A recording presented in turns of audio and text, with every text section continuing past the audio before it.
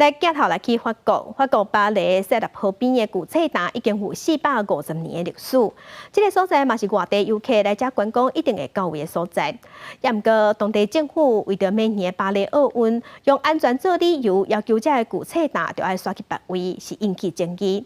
一寡古菜单的店头家就认为讲，因那亲像互政府摆渡伫奥运之外，那亲像是奥运较高尚。有在地民众嘛认为讲，古菜单是当地在地巴黎特色，无应该撤掉。无到1年时间，2024巴黎奥运就要开始。明年巴黎奥运的开幕仪式，会是奥运史上第一摆无伫小台体育场举行，是伫塞纳河顶端进行。民众免买票就用自由参观。不过为安问题，就特别派掌控。在巴黎市府即马就用安全做理由，要求伫塞纳河边的古菜单赶紧搬走。Il y aura une fête à Paris et nous on se réjouit de cette fête. Mais on a l'impression que les bouquinistes sont laissés pour compte et on veut nous exclure de cette fête-là. 2024巴黎奥运会有差不多60万人参加开幕式。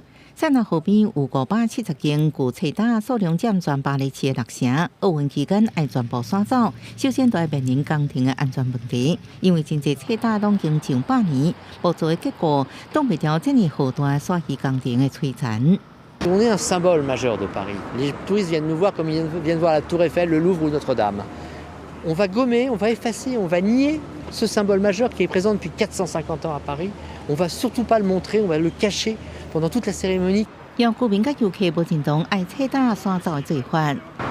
Paris est plus important qu'un événement qui sera tout à fait provisoire.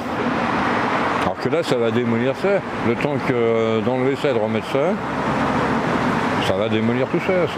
巴黎市府指出，要伫塞纳河附近的文学区当中设树上村，而且已经甲头家见过面，佮负责付所有搬走甲收付钱，甚至保证这摆翻修是巴黎奥运计划的一部分，也协助古菜单申请加做联合国教科文组织的非物质文化遗产。